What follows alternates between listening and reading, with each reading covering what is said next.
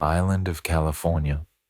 The island of California refers to the long-held global misconception dating from the 16th century that the California region was not part of mainland North America, but rather a large island separated from the continent and by a strait now known to be the Gulf of California. One of the most famous cartographic errors in history, it was propagated on many maps during the 17th and 18th centuries, despite contradictory evidence from various explorers. The legend was initially infused with the idea that California was a terrestrial paradise, like the Garden of Eden or Atlantis. This mapping error was not a one-off event. From the mid-1500s to the late 1700s, great controversy surrounded the geography of California. For instance, a Spanish map from 1548 depicts California as a peninsula, while a 1622 Dutch map depicts California as an island. Citation needed. A 1626 Portuguese map depicts the land as a peninsula. Citation needed. While a 1630 British map depicts it as an island. A French map from 1682 only shows the tip of the Baja Peninsula. Citation needed. There are slightly over 1,000 maps in Stanford's Glenn McLaughlin collection of California as an island, the largest collection of such maps in the world. History. The first known mention of the legend of the island of California was in the 1510 romance novel Las Sergas de Esplandian by Garci Rodriguez de Montalvo, the sequel to Montalvo's more famous tales of Amadis de Gaula, father of Esplandian. He described the island in this passage.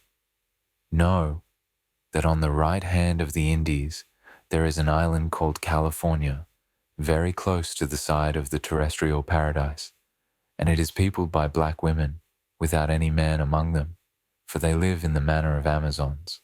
It is thought that, because of the widespread popularity of Las Sergas de Esplandian at the time of European exploration of California, that it is reasonable that the book inspired the naming of California.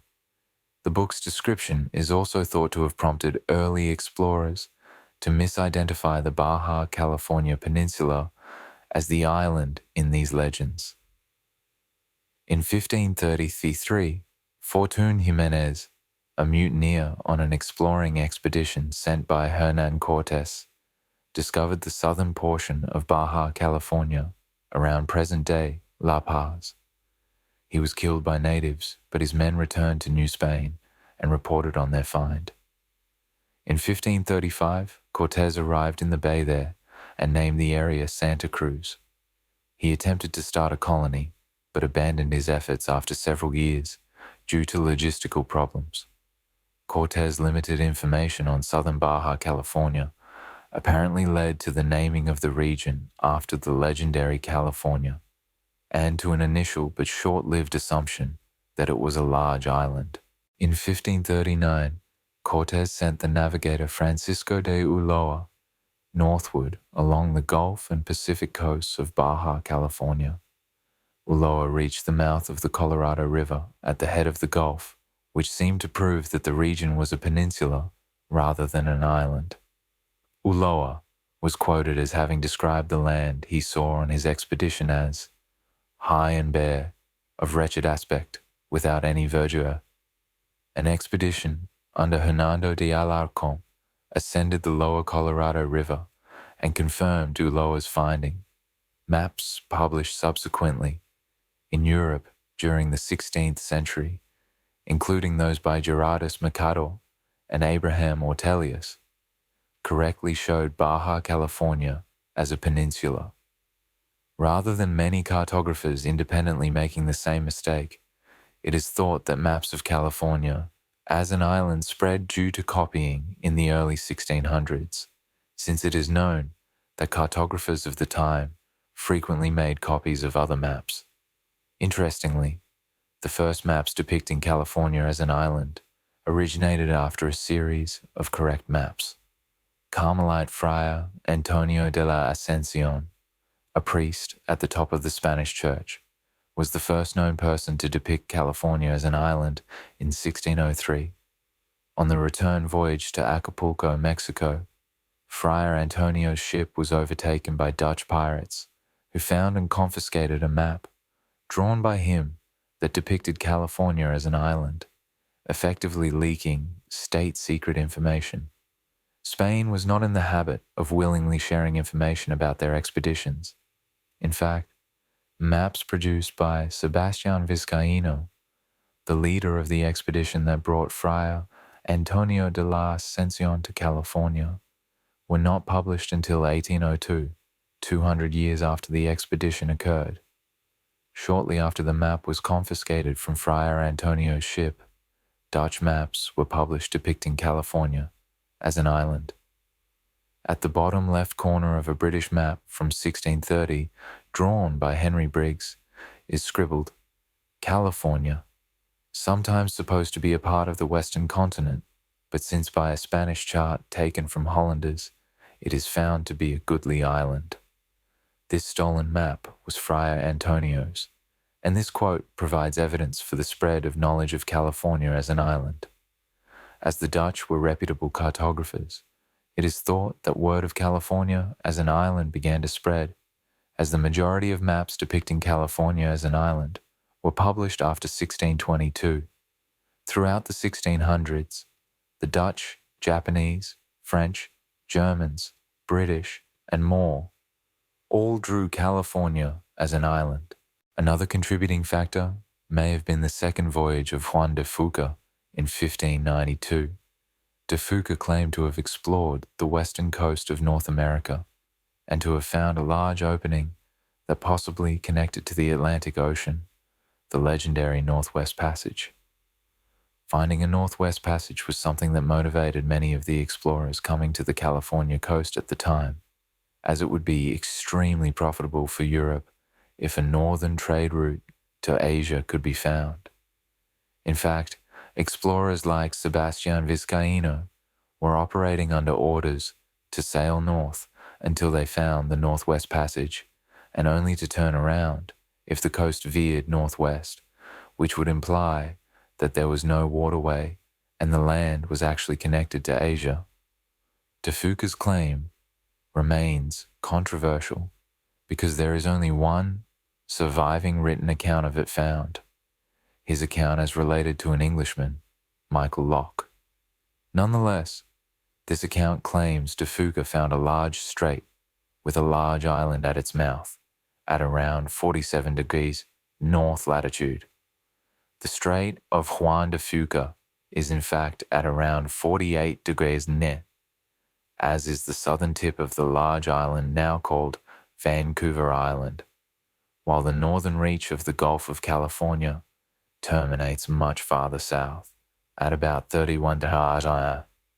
It is possible that explorers and mapmakers in the 17th century could have confused the two, if, in fact, they were aware of De Fuca's voyage, and in any case further exploration was inevitable.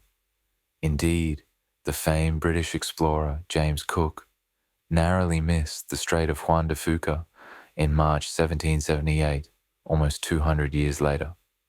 Cook even named Cape Flattery, at the northwest tip of modern Washington state, which is at the mouth of the strait, and stopped in Nootka Sound, just off the west coast of Vancouver Island, at about 49 degrees Nen. His account states, "We saw nothing like the Strait of Juan de Fuca, nor is there the least probability that ever any such thing existed."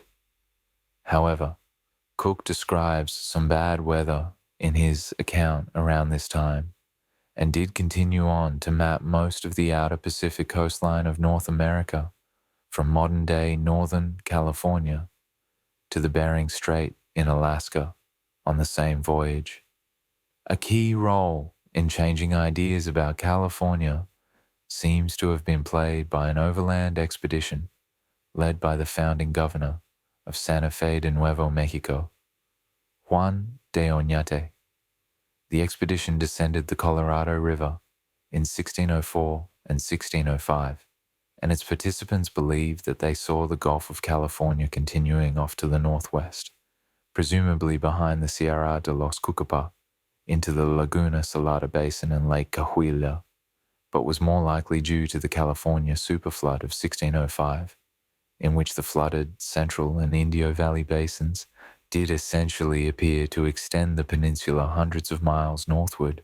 Reports from Oñate's expedition reached Antonio de la Ascensión, a Carmelite friar who had participated in Sebastián Vizcaíno's explorations of the west coast of California in 1602 and 1603.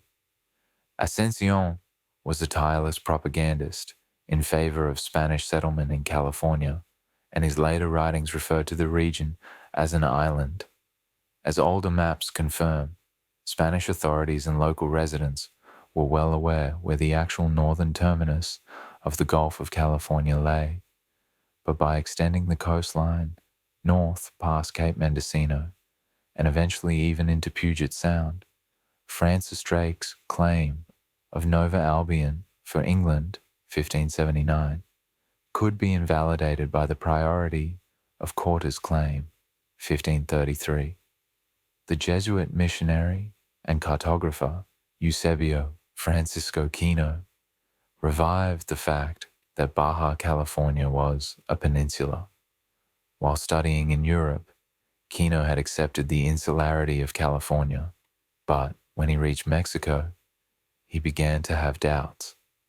He made a series of overland expeditions from northern Sonora to areas within or near the Colorado River's delta in 1698-1706, in part to provide a practical route between the Jesuits' missions in Sonoran and Baja California, but also to resolve the geographical question.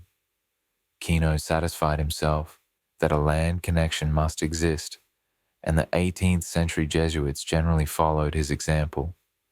The first report of Kino's discovery and his map from 1701 showing California as a peninsula was sent to Europe by Marcus Antonius Capus, a Jesuit missionary from Kamna-Gorica, Duchy of Carniola, now Slovenia. In a June 1701 letter, he wrote about that to his friend Philippus Alberta in Vienna, and thus acted as an important intermediary in the dissemination of this knowledge. However, Juan Mateo Mange, a military companion on several of Kino's treks, expressed skepticism. European cartographers remained divided on the question. Jesuit missionary explorers in Baja California who attempted to lay the issue finally to rest included Juan de Ugarte, 1721, Ferdinand Konchak, 1746, and Wenceslaus Link, 1766.